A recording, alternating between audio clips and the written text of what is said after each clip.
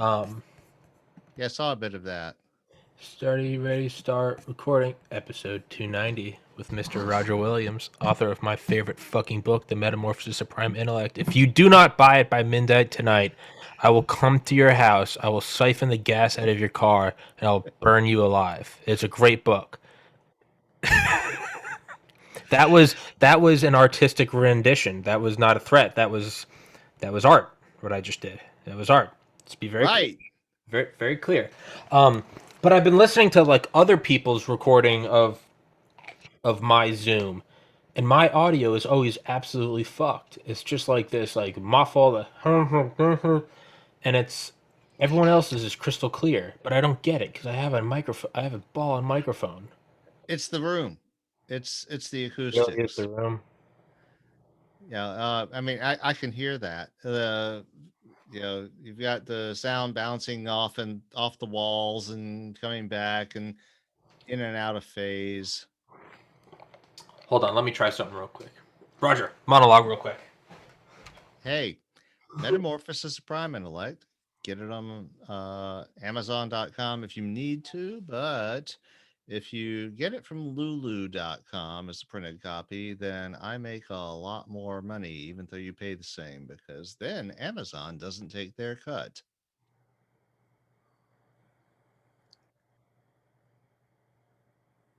And I normally do that when Tommy takes a whiz.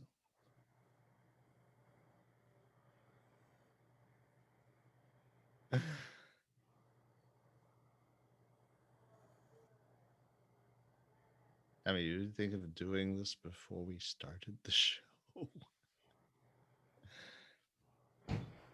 Okay, I turned off all air. Roger, were you monologuing, or do I need to cut that out? I did a little. I reminded people to buy it from Lulu instead of Amazon if they wanted a paper copy. Whatever you do, you better buy it if you want to survive. Yeah, well, Artistically, I will. it I'll kill you in a rendition. yeah. The thing is, if you want a paper copy, it costs the same if you buy it through Amazon or if you buy it from Lulu. But if you buy it from Lulu, Amazon doesn't take their cut. They have to charge the same amount of money because of the contracts. But if you buy it directly from Lulu, I get Amazon's cut of Yeah, the money. So it's like instead of getting $1.50, I get like $6. yeah. Fuck yeah. Fuck yeah. Well, that's yeah. Maybe one day I'll figure out this audio thing. Well, I think your big problem is like you've got a decent microphone, and the uh the thing is though is your room has just like crappy acoustics. Yeah, So yeah, and the thing is there's a trade-off. If you bring the mic closer to your mouth, I get the then poop. you get the poof poof poof thing, Yeah, which poof poof poof is this is supposed to be depoofing that. yeah. Um, but if it's like if you see in the late night shows now, everybody's doing everything with their laptops, and you get the the room acoustics. You you know, it's it's not necessarily bad because they've actually gotten pretty good at the processing these things. Um, but it's still you're talking to your laptop. Yeah. Now, the other thing you'll notice is like if you look at like Lex's show, um, hmm the Lex Friedman. some podcasters like almost all radio broadcasters, they talk directly to the microphone. Yeah, They're not like, which means the camera is off to the side. yeah, And you'll notice if you notice that that's the case with almost all of the radio guys. yeah, Lex's camera is like at a 90-degree angle. It's like yeah, it's in profile. yeah. Tim Dillon's is like, yeah, Tim Dillon, the comedian. His has got to be a solid 6, 7 feet away, and it's up. Right. Yeah, it's So this is part of now once you move out and get your own place and you design you're able to make your own studio, yeah, then that's one of the things that you need to kind of think about is like exactly how do you want to present it, because I notice you like to do the eye contact thing, Hmm. eye contact with the camera, with your guests, and that's not consistent. You can't do that and also do the microphone thing. So you got to kind of decide how you want to present yourself. Yeah, like How you okay? So it's like, do you want it to be audio centric, which is like every fucking radio broadcaster in the world yeah, who has a who has a video feed, the video is looking at them from the side and they're kissing the microphone. yeah, yeah. Okay. I never thought about that. You're right. I had never thought about that till you said that. Rogan is it? It's not facing at him. I guess I do it that way because my guests aren't in person, so I want them to like see. Because like right now, how you see me, right? You just see my side profile. You see an old rocking chair, Right. an Xbox. Like, yeah, Yeah. okay, But I would like to see you kissing the microphone like yeah, this, sort of, yeah, and you would be looking at me from the side.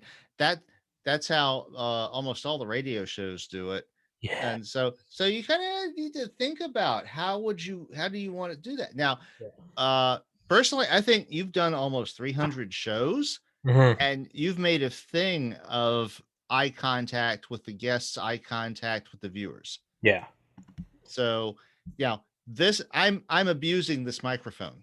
This is not the way it's designed to be. This microphone really wants me to be kissing it, holding it up like an ice cream cone. yeah. It's so I'm kind of but I wanted to try it out Well, because I it already sounds better. okay. Yeah. Well, it couldn't be any worse than the fucking live chat that's like 12 years old, has no muffler at all around it, and because the Yeah, foam disintegrated. yeah, Um, but it had the advantage of muffling reflections because it was so close to my mouth yeah, that uh, at an appropriate volume level, the reflections from the walls in this entirely crappy acoustic environment were not that bad. yeah, So um now, like I said, I've heard that moving blankets make yeah, really good wall hangings if you're building a home studio. yeah, yeah. A I a think girl who has uh experience told me that. yeah. I think that maybe the move is just like a high quality gaming headset for me. Maybe I have to look like I'm giving a Tony Robbins seminar every episode. And I looked the gaming headsets up too. Hmm. You were right. It's like, yes, you can get a headset with a boom mic for only $300. It's Oh, I mean it's an investment, right? and It's they've got all the fucking flashing LEDs fuck and that. glamour shit and all going on. And it's like, that's not what I want here. Now, if this is working out, you'll notice I'm also wearing my Bluetooth headsets. Yeah, So, but it's also like I have a bowling ball over each ear. yeah, So, uh, next week, I'll probably get myself a lighter pair of Bluetooth headsets for yeah, this. yeah, Just so it's like, um, these are the ones that I like these for listening to music though, yeah, because they exclude the outside sounds really yeah. nicely. They're dope. Yeah, Um, but it's yeah, not optimal for what we're doing here. yeah. I definitely need to get like a microphone that sits up close to me, or is close to me. Would it be a Roger podcast if I didn't turn the lights down low? That's it's TPC after dark, right? But it's because I just like I'm trying to swear less because I think it does. I've had a lot of people tell me that like, it's not that it's offensive. They're like it's whatever, but they're like it's distracting. I used to swear like a sailor myself, Yeah, and yeah, it's one of those things. Like, eventually, you reach a point where it's like, it loses meaning. yeah, and it's not having the effect anymore. It's not giving you Right, the punch, right. and it's pissing people off. Yeah, So it's yeah, like, yeah. I don't care about that. It's but I listened to some of my early episodes And I was like, because the reason I never did is like I knew it sounded bad, but to me it was such a fluid part of me that by not doing it, I was going to interrupt the stream of thoughts, and that would inhibit. So I would rather take swear words and a good stream of thoughts than like, you know, just curating my words. But I've Mhm. slowly toned it down over the last maybe like 100 episodes. And I have noticed that. Thank you, sir. Yeah. And it's so that, and now I do it fluently. Now I can still kind of go on rants and stuff, and you can tactically use an F bomb for emphasis. Yeah, But well, and it means more. It yeah, means more when you do yeah, because you're yeah, not doing it all the time. yeah. So maybe the next move is the reason why I don't like sort of kissing the microphone is because when I'm getting into a rant, I have to just sort of let it fly and I lean and blah blah blah blah, but it's like maybe I can learn, just like swearing, maybe I can learn to stay right here with a rant, right? Yeah, well, and you can do it. It's like, and like, well, and part of the thing that I like about this is I'm not tethered to the fucking computer anymore because I Yeah, say I can do this. I yeah, can oh yeah, reach around and do something. It's like, if I did that before, I'd yank the fucking computer off of its yeah, blocks yeah, sitting on. And you notice that it doesn't reduce the volume that much when I do it. You can tell, but it's not like I just like go out of range or anything. It's like, okay, well, it's like I'm not quite as close anymore. yeah, But so yeah, it's not like I'm like my neck chain around this thing. It's like you can still move around, but what you want to do is make your major delivery when you're doing like a big rant or a big reading or something sure, like I am about to. I am sure, planning for fuck, you. Then you want to stay close to the microphone so you get the full fidelity. yeah, But uh, but yeah, it's just you know I got these things. I gotta get a lighter set of headphones. yeah. Uh, I do have my Roger getting the originals. really nice along with the microphone. My wife got Yeah, these Sony headphones, really nice headphones. You know what the problem with them is? little short cord. Yeah, can't Yeah, can't do cord. that's that's the fucking cord. Yeah, It's can't. even worse than the life share thing. Yeah, can't do that. Yeah, it's you know what the move might even be. It just might be that it's not even. Maybe I just need to get like a table mounted boom and just put it back here because right now it's sitting on the laptop, so it's not much different than a Yeah. laptop microphone. If I just But you can't really see it, but this is on what used to be a desk lamp stand. yeah, yeah. Oh no, mine is balanced on top of graphic a history of Pixar.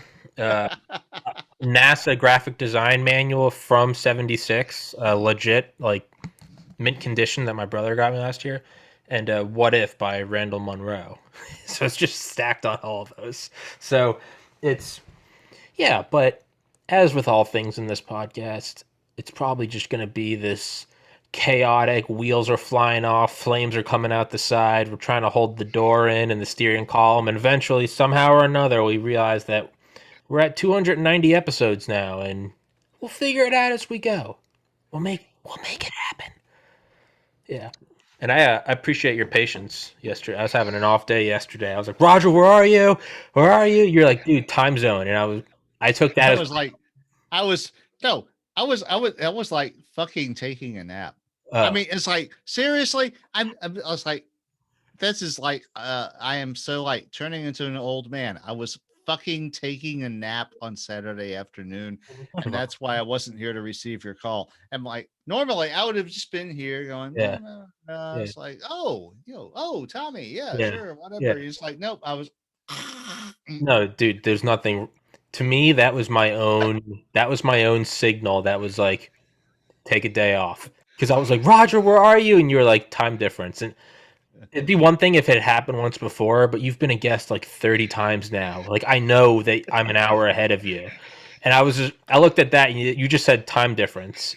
And just those two Yeah, words. And I just sat there and I was like, take Time zones. What the fuck, man? yeah, I just so in my mind I just said take the hint, and I was like went to bed early, and just got some sleep, and was like, okay, sometimes when you fuck up something that simple, sometimes it's like close the laptop. Well, that makes us even though, because I did that to you.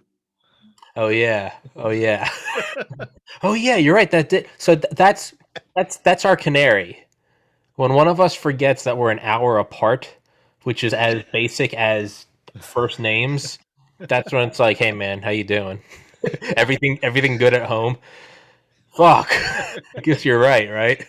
That's like speeding and getting pulled over and forgetting that you weren't doing miles an hour, you're doing kilometers an hour. It's like, hey man, you're in the United States. You've never left the United States. Like, how's everything at home? It's like, fuck, you're right. Sorry, officer. It's like, don't even worry, man. Just how about you go pull into your driveway, go get some sleep. Yeah, But yeah, enough with all that shit. Is We are in for a reading today by Mister Roger we Williams. are indeed. Indeed. So, We should have smoking jackets and big stuffed leather chairs for when we do readings. and I'm going to move you over there. And what we have here, there is a story behind the story too, which I think you will like because you are a fan of Mopey. But this is Passages in the Void, originally published Sunday, December 22nd, 2002, on corrosion.org, narrated by me, the author, Roger Williams, for Tommy's podcast. Part 1, Passage of Hope.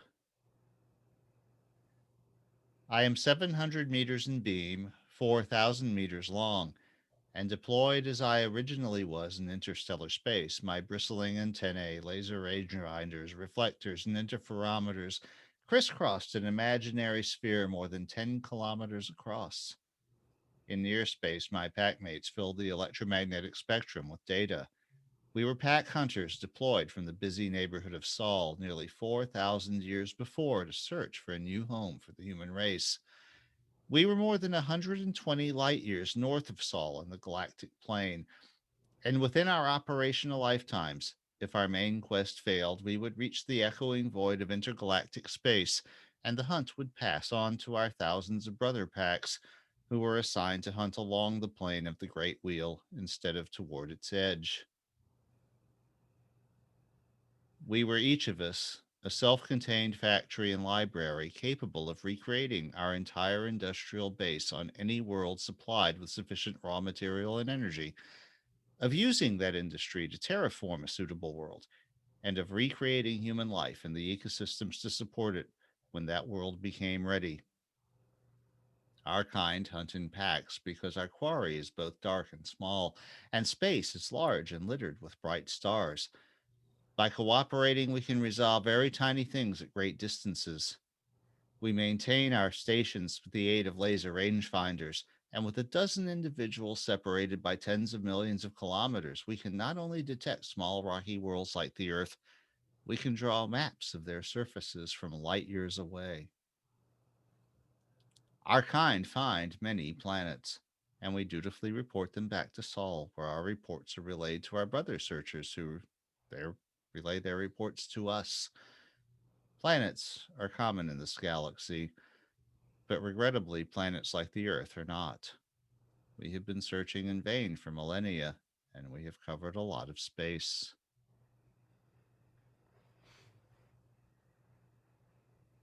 This is the way our makers died.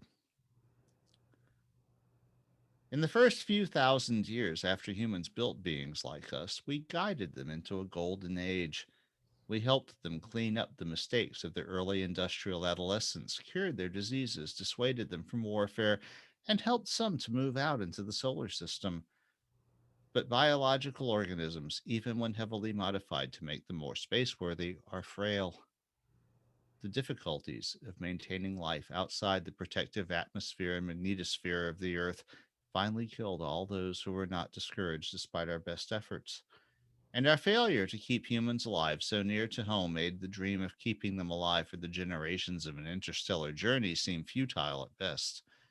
It was frustrating and ironic because we ourselves adapted readily to the conditions of space, hardening ourselves against temperature extremes and vacuum and radiation with relative ease.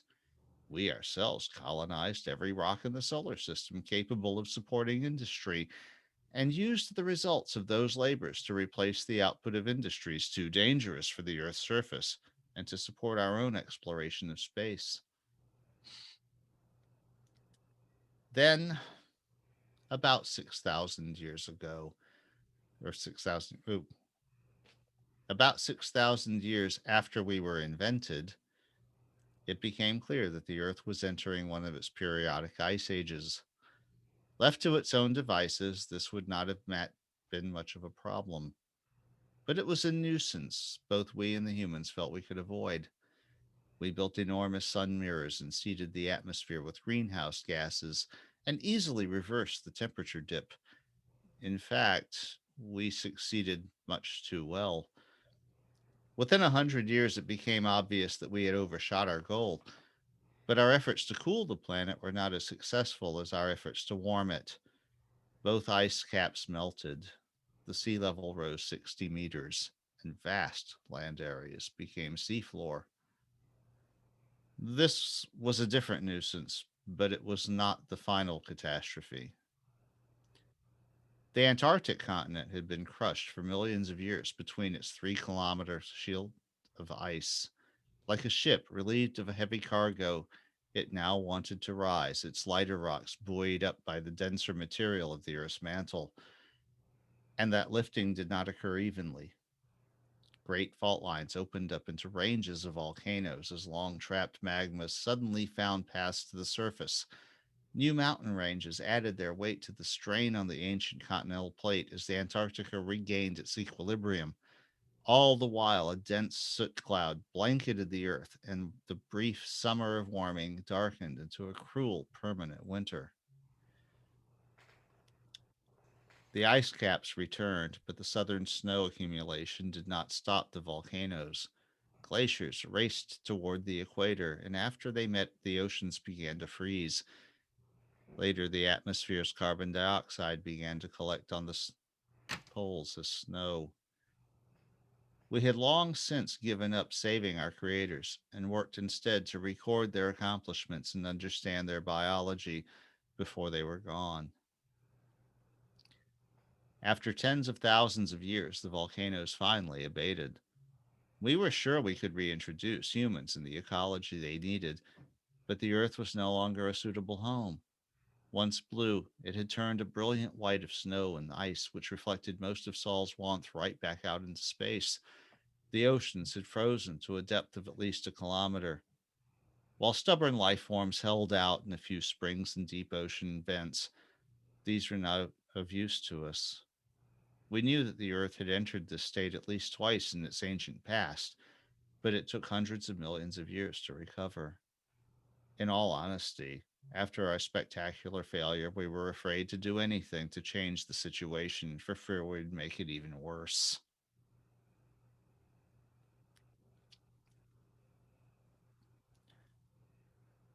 Left to its own devices, the Earth will eventually recover from its deep freeze, and we will be able to repopulate it from the genetic and cultural libraries which we've carefully hoarded. Meanwhile, we had come to suspect that stellar systems are not the safest places to locate fragile biological systems, whatever the benefits of plentiful solar energy might be. So we went looking for alternatives. Of course, we find many planets around stars. It's an obvious place to look for them, and with our detectors, the search is easy. Usually, we find massive Jupiter like planets in surprisingly close and hot Mercury like orbits, or in highly elliptical orbits. The massive data returned by the search packs has enabled us to refine our theories of the perilous conditions in just forming solar systems. Both the hot and elliptical gas giants indicate sterile systems.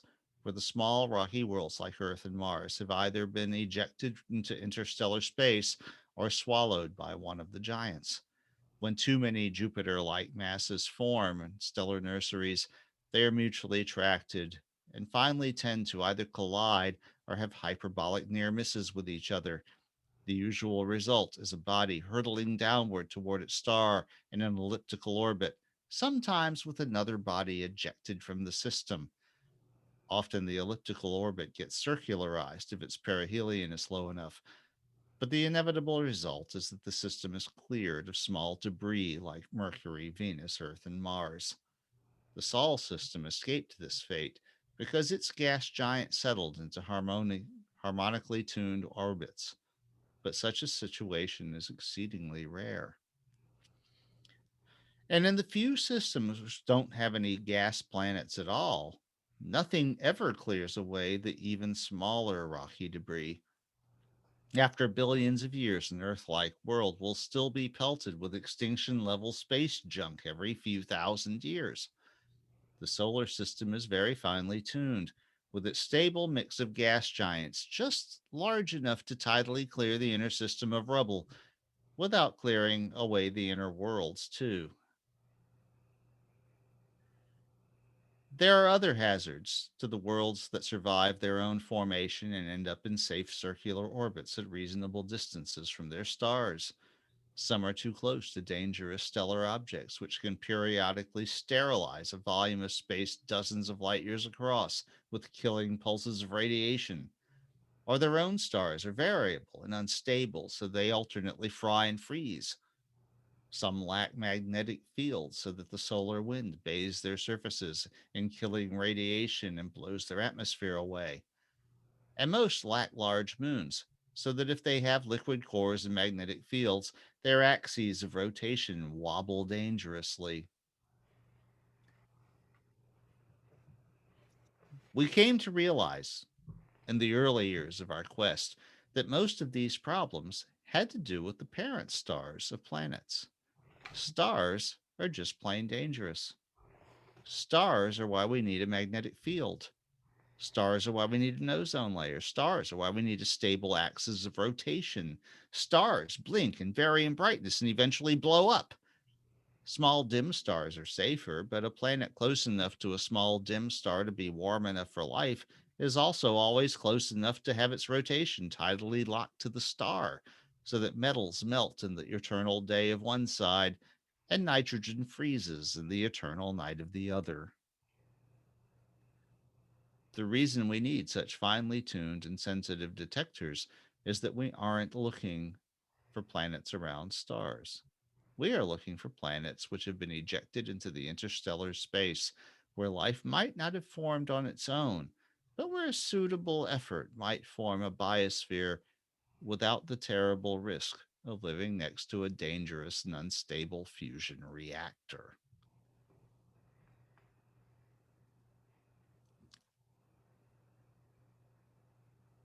None of our pack could individually claim credit for detecting the smudge of infrared energy.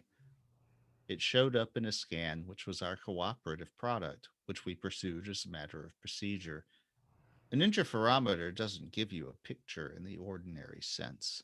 You must scan and interpolate and tease the picture out of an abstraction.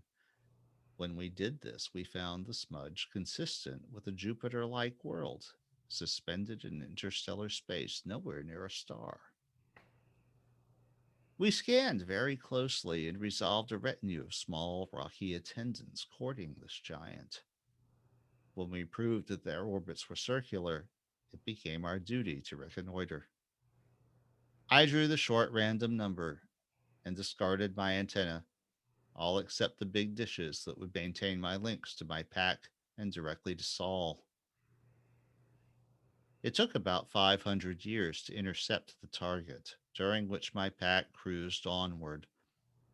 If the wandering world turned out to be unsuitable, as was most likely, then my operational mission would be over.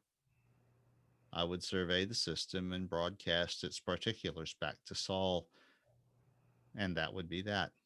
The limitations of interstellar communication would not permit me to return my personality to a machine at Sol or with my pack for further use.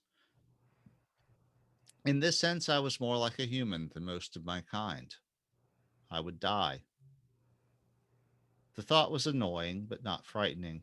I had known it to be a likelihood when I fired up my ion drive and motored away from Ceres to join my forming pack. There was consolation in the fact that my base personality was installed on many similar machines throughout our sphere of influence. Only my memories of this particular adventure would be lost to our kind. Lacking an interferometer of my own, I had to depend on my pack to guide me until I was quite close to the target.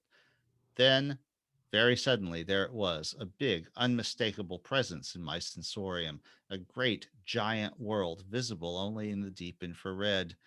Invisible light, occasional lightning strikes illuminated its surface, and one nearby moon glowed dull red with volcanic fire. I looked for other companions and could hardly believe the radar returns. The inmost world was blessed with fierce energy powered by massive tides like the Jovian world Io. Two others were likely sources of raw materials, one soupy and organic like Titan, and one rich in metals in a distant and eccentric orbit. And toward the middle, one world had a mantle of ice concealing an ocean that had to be liquid, for it was devoid of craters and rich in cracks like Europa. I sent news and began making preparations.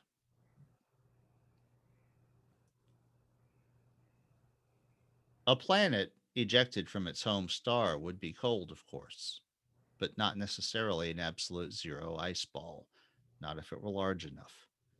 A suitably large Earth like world with its core rich in radioactive elements would ooze warmth. This is the way we look for them.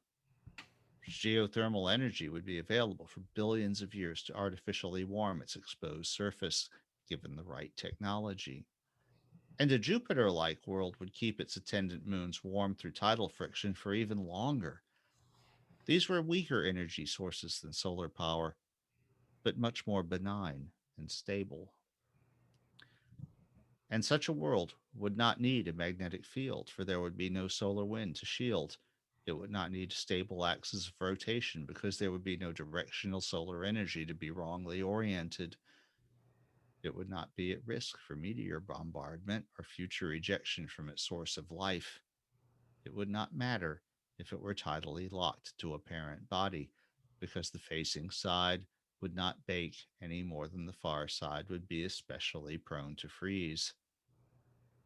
It would never be engulfed by a red giant or incinerated by a supernova. This is why we look between the stars instead of near them.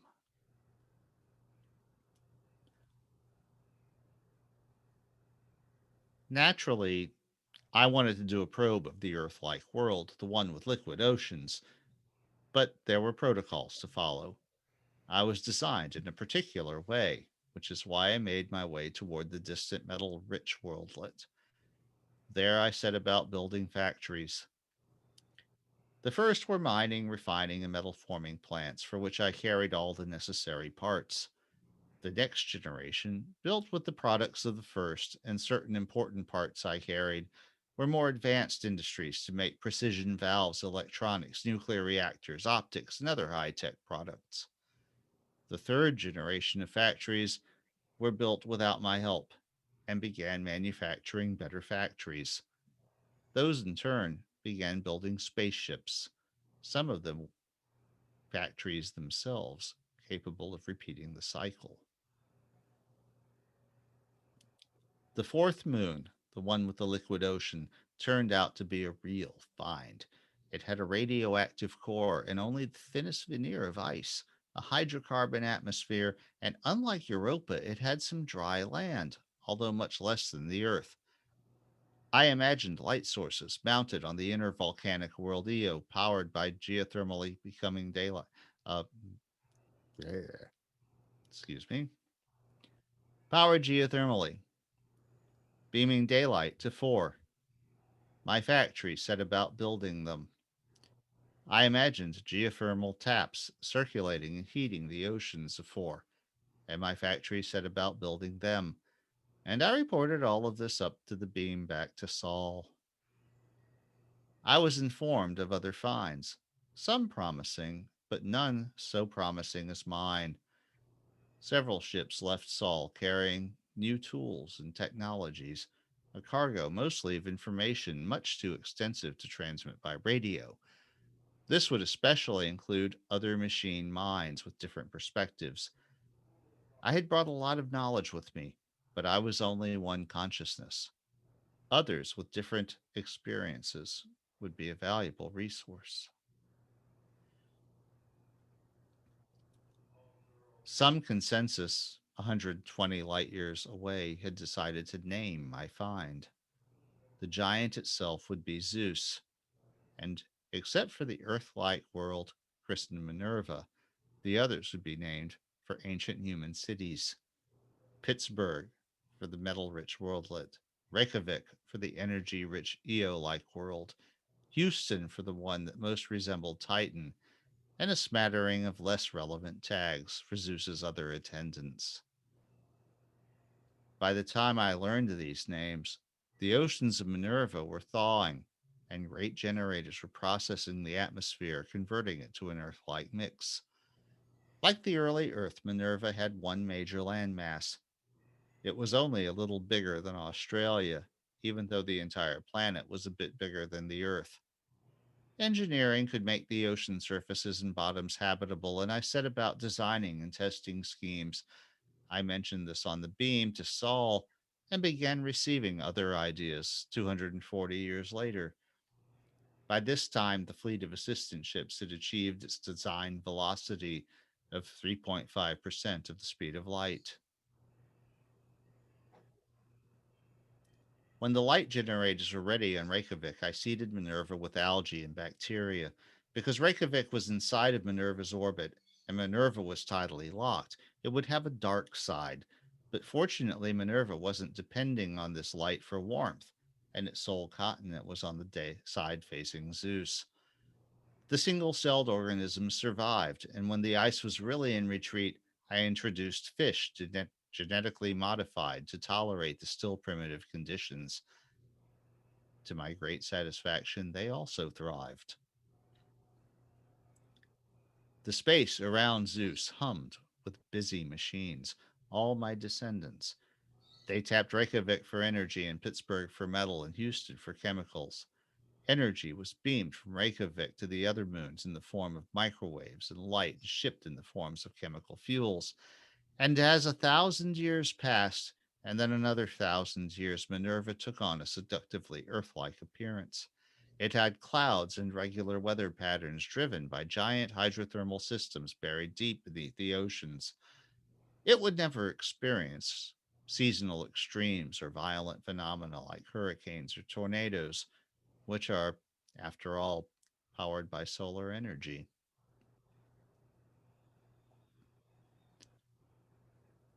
I had been designed well. When the assistants arrived, Minerva already had a complex biosphere supporting several million human beings. Elsewhere, a lonely, wandering Minerva like world with no attending Zeus was being terraformed, almost 200 light years forward from Sol in the galactic plane. And after a lot of careful modeling, some of it powered by data gathered in my thawing of Minerva, pressure was being applied and the ice mantle was finally beginning to thaw on Earth itself. Before long, the home world might again have an ecosystem, but I have some doubt whether humans will ever live there, at least permanently. Earth is, after all, in orbit around a star, and stars are dangerous.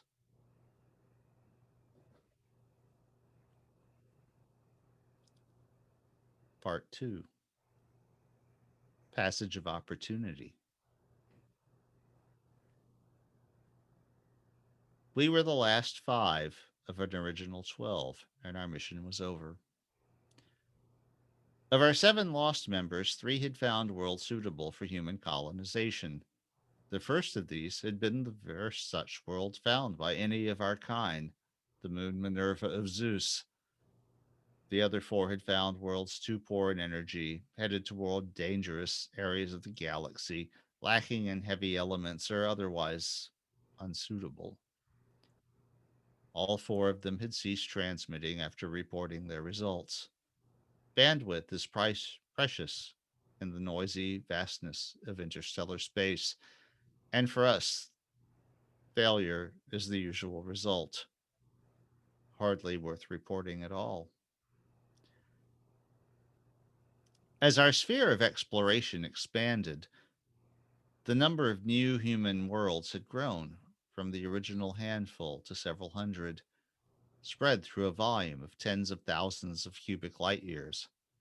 But there were millions of searcher ships, a necessary density if you were searching for planets lost in the darkness of interstellar space. Now the remains of my pack found nothing at all in our forward scans except the distant filmy wheel of the Andromeda Nebula. The last call had called from Sol. If we had no new discoveries to report, they wanted us to go quiet for the sake of better communication with more successful parties. We were hurtling outward at more than 2% of the speed of light, and while each of us had enough energy to break and rendezvous, we didn't have enough energy to turn around. Nor would it have made any sense to do so, since we were searchers, and the space behind us had been quite thoroughly searched. Ahead of us lay only emptiness. And then it took me a while to convince my packmates, but eventually made a final request of our controllers at Sol.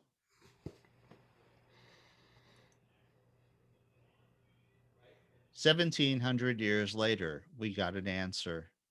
A dense list of galactic coordinates and last known velocity vectors. Finally, to our surprise, we received a communication schedule. We will send news and monitor you for transmissions at the following intervals. We were also informed that our coordinates had been sent to those packs still in communication with Saul in case they were interested in listening to our proposition. We contacted the other packs headed at least roughly toward Andromeda, 200 groups totaling more than 1,000 ships, and all those with sufficient fuel agreed to meet with us. It didn't matter that the task was staggering and nearly hopeless. It was something to do other than shutting down quietly. It would take us nearly 100 million years to reach Andromeda. Only a few of us would be able to stop when we got there, if any of us remained functional at all. Oddly enough, as we analyzed the problem, deterioration of our mechanical bodies would not be the major problem in such a long trip. The absolute zero chill of interstellar space was the best preservative known. Once the heat was allowed to radiate out of our ship bodies, it would not matter if the trip were 1,000 years or 1 billion. But starting back up would require care and energy, and that was a problem. We were powered by plutonium fueled nuclear fission reactors. It's a technology that is compact, energy dense, and simple to implement. While fusion fuel is a bit lighter, the equipment needed to harness it is much more complex, and we had been designed to operate on our own after thousands of years in space. Plutonium 239 has a half life of only 50,000 years.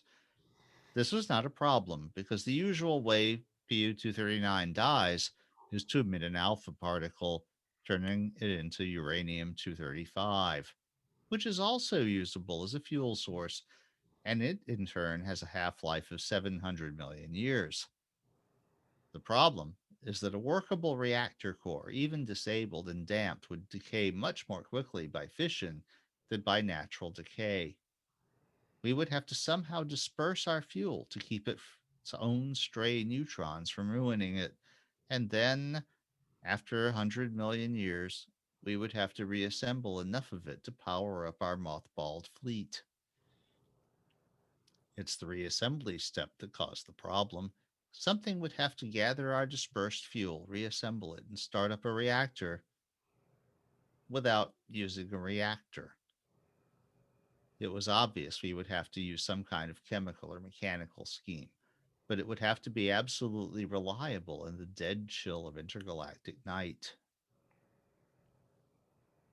Those of us in the best shape who were selected to stop at Andromeda began to prepare long before we were really sure there was a workable way for us to be awakened when we got there. We began with vastly expanded information storage. Each of us would have to carry all of our personalities. One ship made itself into a factory for holographic memory blocks. Every mechanical part was overhauled with an eye toward surviving the preservative deep freeze. We were powered from cables to other ships as our reactor casings were rebuilt and scrubbed free of fuel. Meanwhile, fuel was reprocessed and dispersed, and schemes were tested for waking up to collect it. The final plan involved using a small amount of carefully hoarded chemical energy, kept warm by a sliver of nuclear fuel. This would power an electronic timer and provide the impulse when the timer kicked in to warm more chemical fuel. After several more stages of this, fuel cells would be able to power a ship mind and several small robots, which could in turn gather dispersed nuclear fuel to either reprime the timing mechanism or assemble a reactor core. The plan was to reprime each timer every 100,000 years, or about 1,000 times during the intergalactic voyage. Since we expected a high failure rate, we built 16 systems, each capable of cross priming several others on wake up, and many more spare parts to be used at the repriming stops. The 1,100 ships which managed to join our convoy originally carried enough fuel for every one of us to stop dead in our tracks, if need be, with respect to Saul. After the timer reawakening round robin and the careful final restarting and refueling, we planned on having 10 ships which would be able to stop. Two didn't reawaken properly, so in the end we had 8. We aimed for a likely point about 2/3 of the way from Andromeda's core to its spiral fringe, about the same distance from the core Earth and our colonies could be found in the Milky Way. The stars in this region had metal rich spectra promising the availability of small worlds. The inert remains of our fleet would pass through the galaxy and continue on, tiny bits of Sol cast more distant from their source than the debris even of a supernova. Our first thoughts were to form a pack and go hunting for dark worlds. But after some deliberation, we realized this was the wrong strategy. Long before the stars of Andromeda were in range, the 8 of us headed in different directions. Now we were looking for planets around stars, and that's easy. We were too few to worry about forming ecosystems just yet. While biological life is greatly imperiled by the vagaries of stellar behavior, we adapt nicely to the nice high energy and high radiation environment around a fat, hot star. We looked for places likely to be top heavy in metals and radioactives. All 8 of us found targets within 1,000 years, and all 8 of us set up shop making copies of ourselves. The copies, in turn, went looking for human habitable worlds.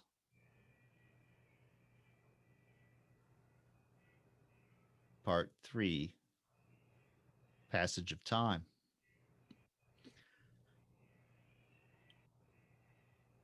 The man and the boy watch as the geothermally powered daylights go out one by one in a pattern meant to mimic some long forgotten astronomical phenomenon. Finally, they are left in a darkness dotted by the small hard points of stars, a rare treat for which the man has been waiting since his own boyhood. The boy gasps as he connects these dots with the things he has known only from books and recordings for all his life. He is looking with his own eyes at the fierce bellies of natural fusion reactors, stars, whose light can be perceived even by human eyes over distance of light years. How terrible it would be to be too close to one of those, yet how seductive they somehow are, taunting beacons that make one instinctively want to touch them. The man is also impressed by the actinic parts of starlight, but his real attention is focused on a barely visible patch of nebulosity just in the place where the machines have told him to look for it. His merely human eyes aren't up to the task of resolving it as a mighty wheel as the machines can, but that doesn't matter. I am seeing it with my own eyes, he thinks. Photons from our home are striking my eyes right now. They have traveled for 2 million years, but they are not an image or a picture. They are real bits of energy connecting me to Saul, to the earth. The man and the boy cannot see each other, and this makes the awkward question possible. Dad, the boy asks, do you really think we came from out there? The man nods. Yes, the machines brought us here, he says. The boy has heard this idea before. Everyone else says they made us. The man has heard this idea before. You'd have to ask yourself, he says thoughtfully, why they do it just this way. Why bother taking a cold, wandering ball of rock like home and insulating it, warming it, remaking the atmosphere? Also, you can seed it with these chaotic things like us that resist all control. He smiles. When it would have been so much easier for them to make more of their own kind. They're smarter and more powerful than us. Who knows? Maybe they do it a little different each time to show how it'll come out. When they show us pictures of other worlds, the people are like us. Maybe they only show the ones that are like us. Why would there be any others like us if they were experimenting?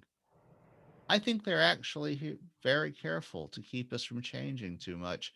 I think they keep us around for the same reason we visit Gramps every 16. We may not be good for much in the great scheme of things, but we are their parents. But they're so powerful. That doesn't make sense. Without them, we'd freeze or starve or suffocate. They keep the whole world in balance because we can't. We need them for everything. How could we have made things like them? The man kneels. He reaches, finds his son in the darkness, clasps the boy's hand. I know a lot of people feel that way, he says. But somewhere there is a world that circles a very stable star at a very stable orbit. It's an extraordinary place, and there living things had the time and energy and conditions to assemble themselves into very complicated forms without their help. You're talking about the Earth, the boy interrupts. They say that's just a story, like the machines tell us to pull our legs, like the ones about fairies and dinosaurs. Some of them say the same thing about stars. The man points up. They exist. And how else could it have happened? You can see the similarity between a simple bacterium and a human, but there's no such simple machine that could have evolved into the ones that we know today. Earth exists. It's where we all came from, machine and human. We don't even know where this Earth place is supposed to be. Oh, we know where it is, the man says with a smile. It's right there. And he points at the faint, distant wheel of the Milky Way nebula. The boy nods, but he is obviously dubious. Both of them know it's an old argument, but neither of them realize quite how old it is. Soon the clouds, which are an important part of the world's insulation against the cold of interstellar space, close over again. For a while, the boy contemplates his father's vision, but later on, he will look up and see only clouds, and the more important business of life will fill his head. He is a sensible boy, And in his turn, he will not bother those powerful guardians to show his babies a smudge of light in the darkness. As a sensible man, he will accept that the truth of human and machine origin is unknowable, and he will have a sensible man's understanding of when the guardian machines are having a joke at his expense. This has been Passages in the Void, narrated by Roger Williams for Tommy's podcast. Roger, you bastard. Did it again. I You might thought, want to get you might want to get used to it, because it's like I don't bother to write anything unless it's going to create that feeling. yeah, That's I know what you're talking about. that's what it has, though. That's the thing that gets me, is it would eventually be lost to time. It would eventually fade off to where it's just, right? It's kind of like Inception, right? It's like, Mhm. how'd you get here? It's like the one thing about a dream is you never remember how you got here. Yeah, I was just, how did I get to this cafe? I've Yeah. kind of thought about. I remember getting really high one day in college by myself, sitting in my room, just higher than the giraffe pussy, and just thinking if that's what my friend CJ used to say, the big old redneck, "Let's get higher than giraffe pussy." But that's one thing that got to me. I was like, where? Sure, I mean, we always write it off as, oh, well, you weren't alive. You hadn't been born yet. Then you're born, and you kind of remember things around like 2 or 3, and but there's sort of that whole thing that's like a microcosm of all of the human race. It's like, yeah, we were apes, and then we kind of started making wheels, and we're here. And it's like, is it that? Is it just that? It doesn't need to be more. I don't know. It's are we are do machines help carry out panspermia? One thing that the corrosion people asked through this and the next story, which we'll do next time, was why do these machines have such a dog-like Obedience, loyalty. loyalty to the human race? It's like, why are we so important to them?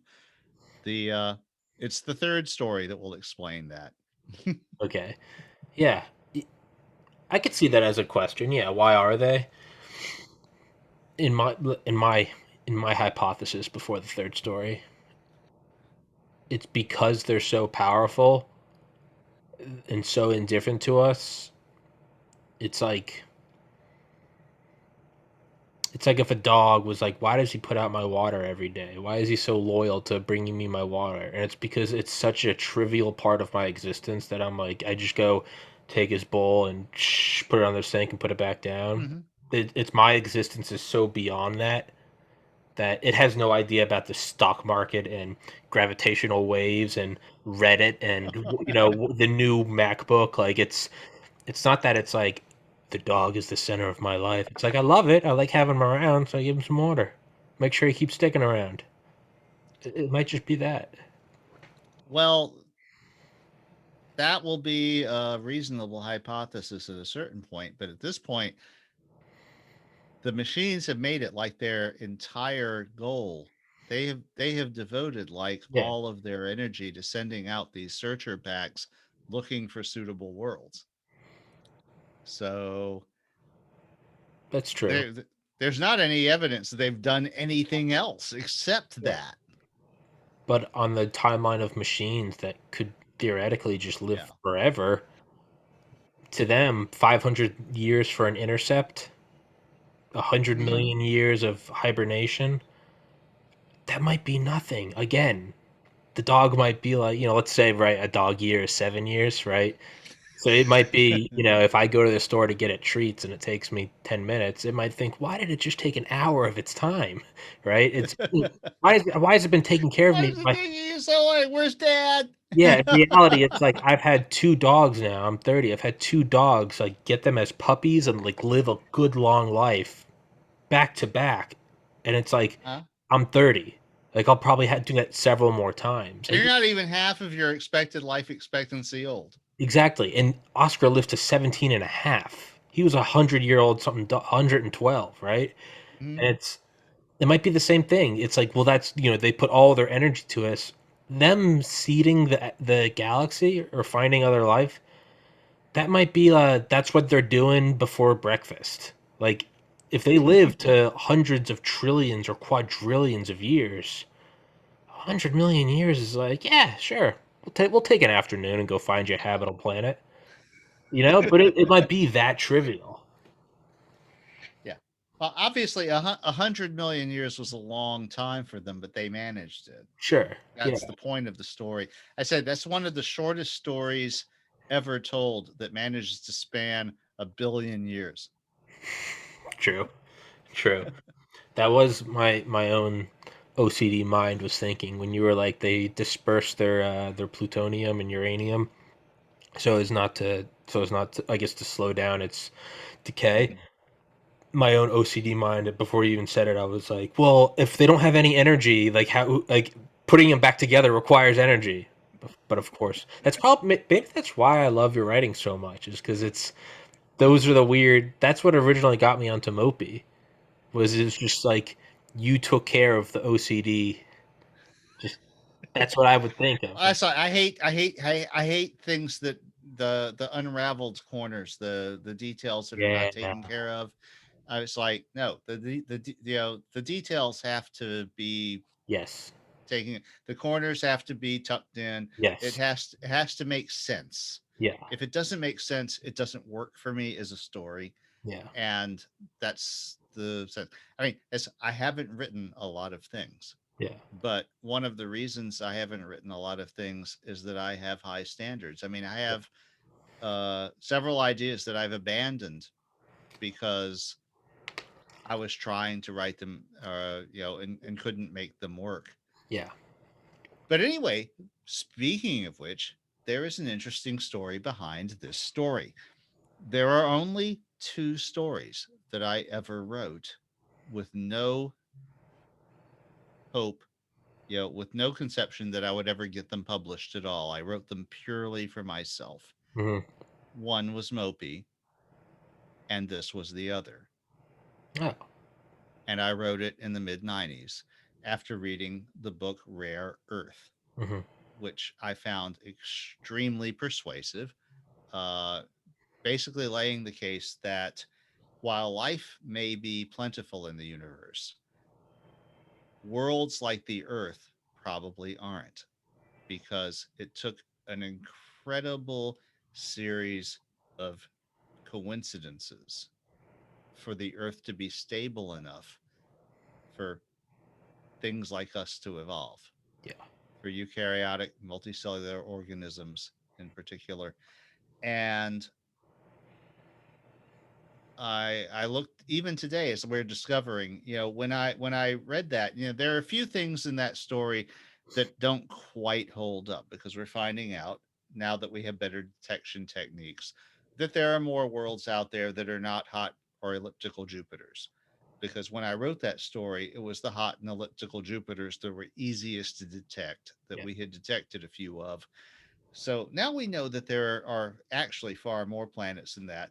But also, we know that there are actually a shitload of planets that have been ejected into interstellar space because, by the same reasoning, you know, the same science that is telling us there are more planets are telling us that, yeah, lots of planets are out there flying around in the interstellar void. So that part of the story is actually better than it was when I wrote it. But I read the book Rare Earth and I was seized by this idea. And it was just like when I was seized by the idea for Mopey, I had to write it. Yeah. And I wrote it in the mid 90s after I had wrote Mopey. But so it went in the drawer. And in the early aughts, I started writing nonfiction articles for Corrosion, developed a little bit of a reputation for myself there. Um, and one day I dropped Passages in the Void into the miscellaneous folder there. It was like they didn't really have a fiction section, but I just dropped it and said, like, if you guys think this is inappropriate, just vote it down or whatever. And they voted it up. Then there was a huge discussion about whether their site should even be hosting fiction at all. To which I had to admit, yes, it is true that nearly all web fiction is crap. Okay, so it's a problem. So if you have a fiction section, then you're asking people to drop dog turds in there. Yeah. But in passing, you know, this was the story that I had dropped, and it was in the course of that discussion I mentioned that, well, you have to realize that if you weren't here, if this site wasn't here, if it didn't provide me a place to put it, then Passage in the Void would be in the same drawer as my novel. Yeah. And they were like, novel? You have a novel? Could we like read it? And this is like in 2002. So Yeah. and I was like, well, I could probably be persuaded. It's like now I had to actually think about it hard. Yeah. Both because, well, there's the whole pirating copyright issues. It's like, does it get out of my control? Sure.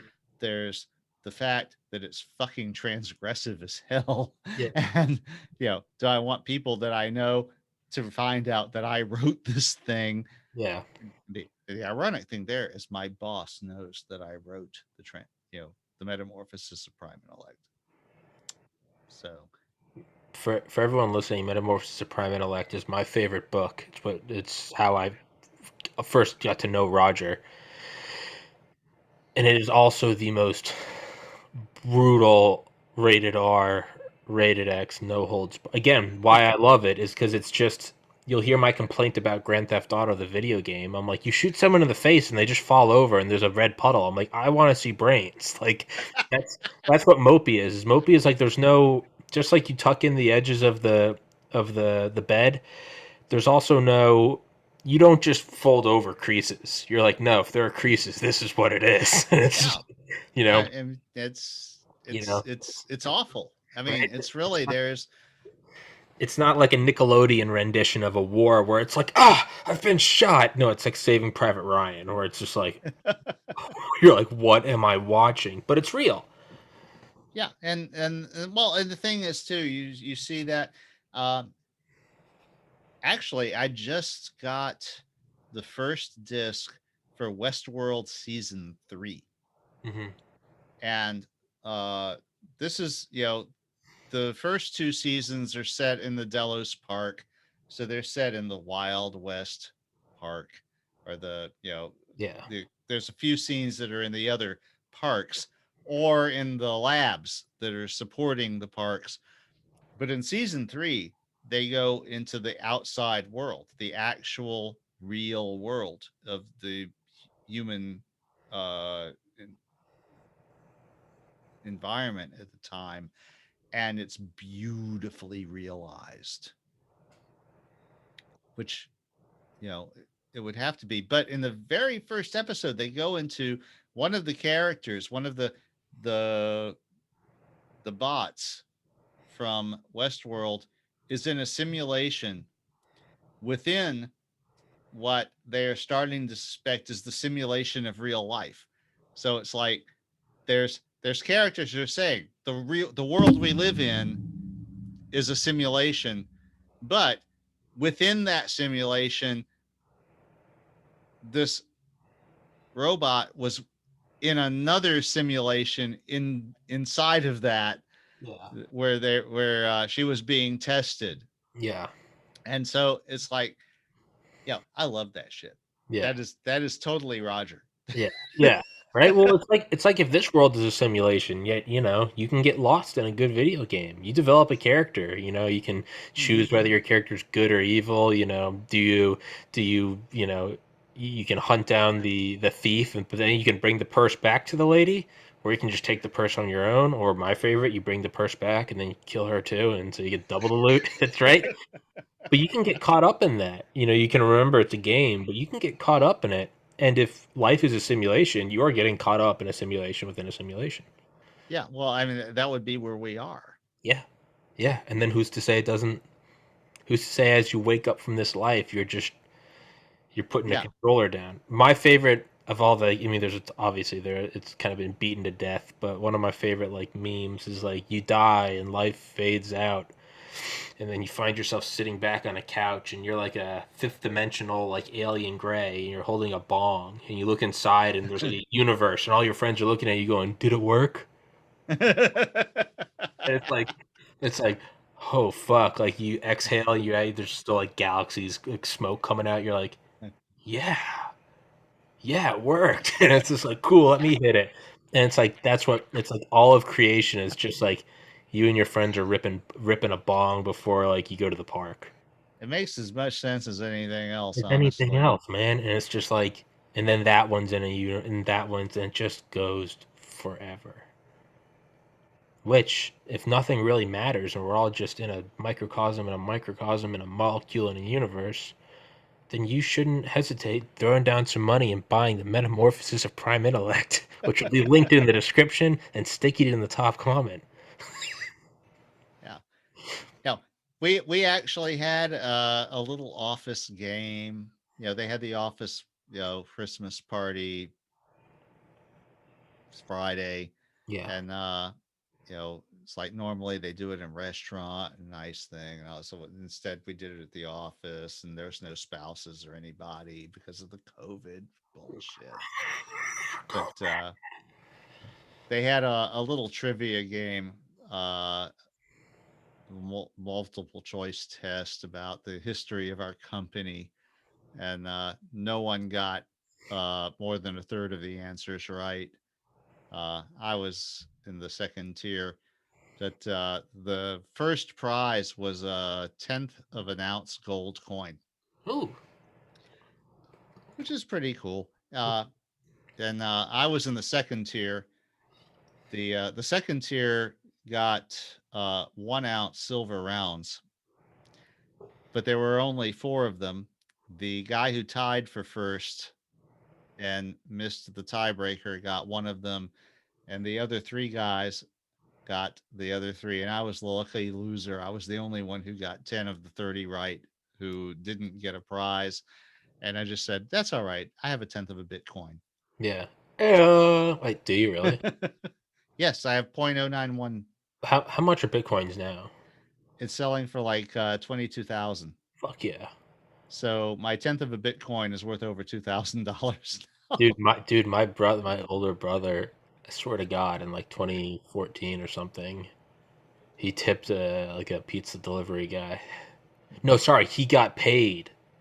I apologize. My brother was, I think he was doing delivery or something. It's like last semester at college. Whenever the fuck, I'm butchering the dates, but it was my older brother, and he received like 4 or 5 bitcoins, but he has no idea how to. He doesn't know where the wallet is, and it's all like encrypted. You know, it's like you can't like I forgot my password. Like you can't Well, get if it. you forgot your password, you're screwed Well, no, that's it. because No, there's no way to recover it. that's what it is. Is he's? I mean, he does well for himself, so I don't think he's worried. But it's just kind of like a Yeah. recurring theme. He's like, there's like 5 bitcoins out there. No, there's people who like started mining it back when you could do it with your PC.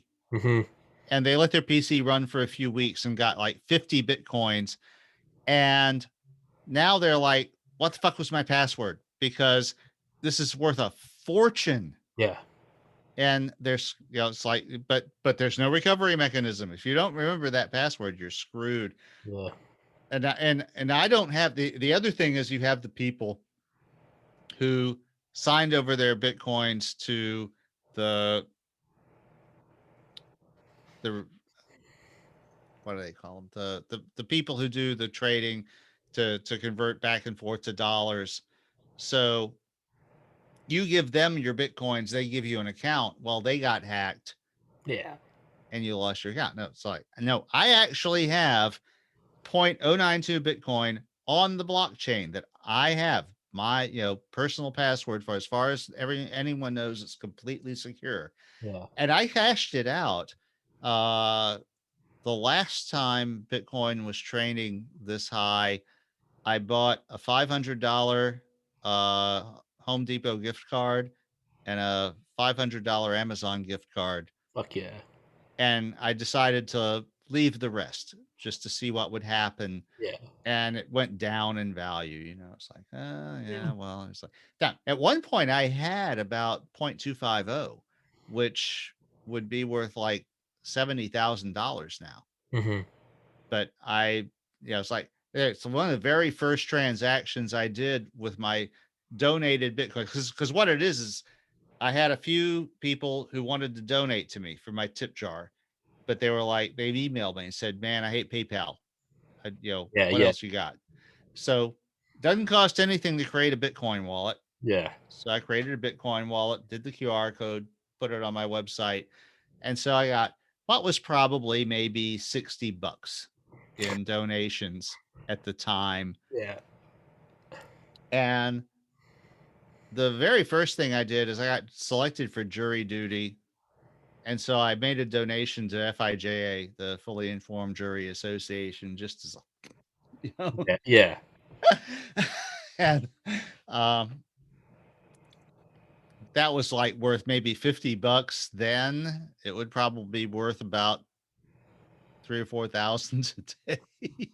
Yeah. I um, I don't remember how much Bitcoin had. I think I had like a hundredth of a Bitcoin, but I had it like a while, like over 5 years ago. And I remember I used it to, I used it to order acid from Canada. No regrets. yeah, I yeah, I've used mine to order mumble. Um, yeah, Yeah. uh, which is what it was invented for. Yeah. No, Let us not forget. let us not for no. It's for drugs. There's no ifs ands. It was for drugs. For drugs, it was for RC chemicals or RC chemicals, RCs. It's like saying pin numbers. Recreational. Yeah, yeah. It's like saying pin number, ATM machine. Yeah, personal identity. Yeah, it's. I was gonna say about the rogue planets. Isn't that like a hypothesis now that they think there are actually more rogue planets? Planets that have been stripped away from their systems. If I'm recalling this correctly, they now think there are more rogue planets than they think that there are starbound planets.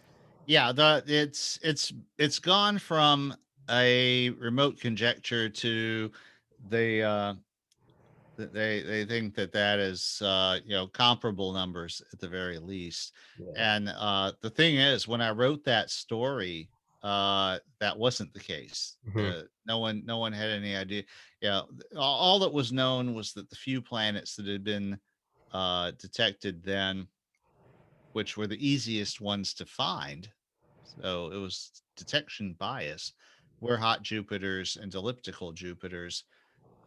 Yeah, because we're even today, we are barely at the threshold of being able to detect an Earth-like world that is actually in a in a in, an Earth-like orbit, Yeah. which would be life detecting. But the easiest planets to detect are the most extreme, it turns out. But there were plenty of those. And that was like, okay, well, if you got one of these systems, if you've got a Jupiter like world going wing in the elliptical orbit, Yeah. then all the rest of the crap in the solar system has got flung out in interstellar space. If you know anything about Yeah. If one how, of them is that, then yeah, you know the rest got knocked the fuck out. so there's got to be a lot of crap out there. And It's kind of terrifying to think about. Just whole worlds, just nothing. Just not only I have to think about intergalactic ones that have been whipped out. Just really fucking got some spice on it, like a fastball. They're just cooking out in like some super void. yeah, the actually I think it was Ian M. Banks wrote a story called "Against a Dark Background," which is set in a solar system like ours, but it's star had been flung out into intergalactic space. So even though it was nominally set in a universe where interstellar travel was possible, uh, the beings of this world hadn't discovered it because it would be such a long trip to get anywhere. Yeah. Even with faster than light travel, it would be, there, because there was nowhere for them to go anywhere close. Yeah. And yeah, that's another thing that's funny. The next story, um which we'll do on our next podcast, will be, uh you'll like it because it will close that loop. Okay. Yeah. Um. All right. Yeah. We'll save that for the next one.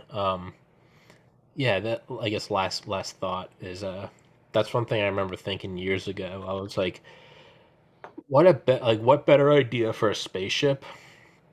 Like, it wouldn't be conventional. It wouldn't be, we need a massive ship that we can fit everyone on. It would be like if you could somehow get the sun to be flung out of the galaxy. The night sky would change, but for all intents and purposes, you'd still just be like, the sun moving would be the engine, and like the Earth Hmm. would be one of the passengers. Not only that, you can bring 8 other planets, right? And you can be like, no, that's our luggage. Bring all the raw materials. We just go Well, cooking. that was kind of what Banks did in Dark Background, because there was an entire solar system. Yeah, There was the original habitable world that these beings did, and it was a very, very, very old race at the point that the story is set. yeah, So they've like thoroughly explored everything. yeah. They have bases everywhere, and so it's bouncing back and forth throughout this solar system. Um, but they've had a couple of wars, and so there's some lost technology, and they're finding one of the uh, uh, tokens of this lost technology. But at the same time, it's like it's just completely taken for granted, of course, that and anything big enough for humans to live on has humans living on it, and has for tens of thousands of years. Yeah, But yeah. they can't go anywhere else because they're in intergalactic space. So even though they might have the nominal technology for interstellar travel,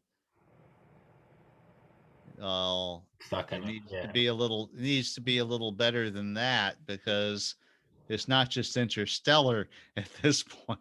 yeah. They're like out in the it's like if you're halfway between Andromeda and the Milky Way, You're in the middle of fucking nowhere. yeah, it's a million light years Billion. one way. Hmm? Wait, is Andromeda 2 billion or 2 million? Million. Okay, It's yeah, yeah, million light years. yeah, yeah, yeah. Yeah, I had it being 100 million years in the story for them to travel slower than light, because they were going about 2% of the speed of light. Sure. Oh, and Andromeda is going to crash into the Milky Way within about a billion years. Don't. That's where the billion comes from. Yeah. And isn't it something crazy like there's close to like 100% chance that like not a single planet or star will actually collide. That's how Yeah, distant everything is. because it's like two gas clouds passing through one Yeah, another. And so no, they'll do all this fancy interaction, and yeah, gravitational shit, but it'll end up being one big elliptical galaxy. But it's like, oh no, there's not going to be any. It's like, the sky will just change. It's not going to be like a risk to the Earth or anything. yeah, it's But not. I'm not so sure of that myself, because I'm not so sure. You got all these stars passing through at, you know Something like 40 or 50,000 clicks per second. yeah, And how far do they have to be away to perturb the orbits of our planets? yeah, yeah. So it might not be quite that safe, but If they it's if they do collide, at least it'll probably be peaceful. You won't have any idea if you get hit with, I don't know, like a Venus at 300,000 kilometers a second. well, what's more likely is that it'll not, Neptune out of its orbit slightly, and I'm crashing you into know, ice. well, and it'll mess up uh the harmonic relationship between the stars, between the planetary orbits.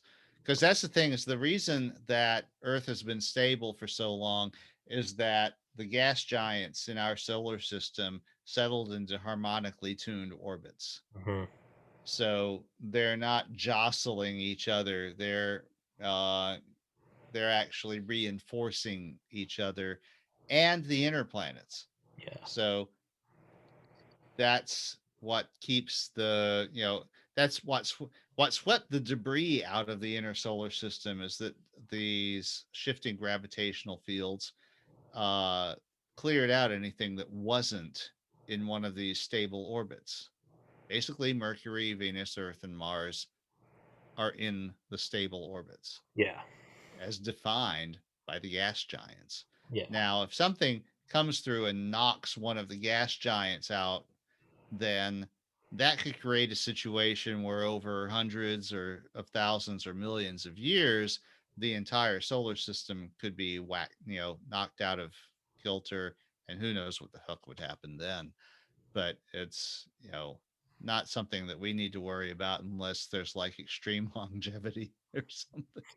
yeah. We ain't gonna make it. I don't think we are. And even if you did make it, that's still a nice long time. Mhm. You know, if you Yeah, had I to live mean, for well, for one thing, the galaxies aren't going to collide for until about 1 billion to 2 billion years from now. yeah, so even the most extreme longevity, It's like I'm not really fucking worried about it at this point. we should start pearl clutching now and be like classic humans. We see this coming right at us and we don't even care. Like we need to pass this legislation now. You know, start handing Yeah, out. do something about it. We gotta start Yes. handing out flyers at soccer games to suburban moms. Be like, fair play for Andromeda Committee or whatever.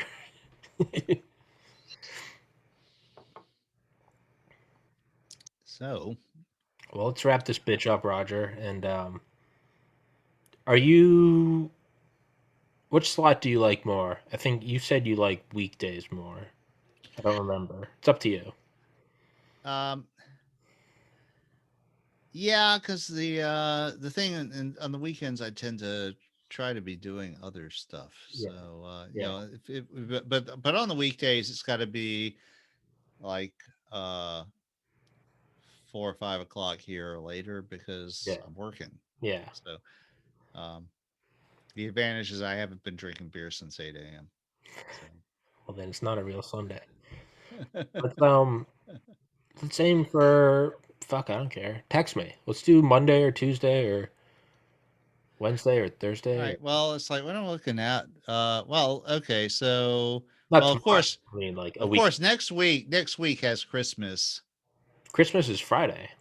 Yes. This Friday. Uh, Yeah, I've got podcast Monday, Tuesday, Wednesday, but I'm gonna take like 2 days off. okay. So this This is because Thursday and this this is. Friday.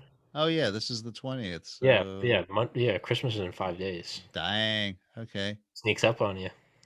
Yep. How about the 28th, Monday? Next Monday? Sure. What time? What time your time? Well, I'll be working, so it has to Yeah, yeah. be, It doesn't matter. Just let me know when. say 4 o'clock central. Well, let's say 5 o'clock central time. Okay, so Is that six. okay? Yep, six my time. Yeah. Here we go.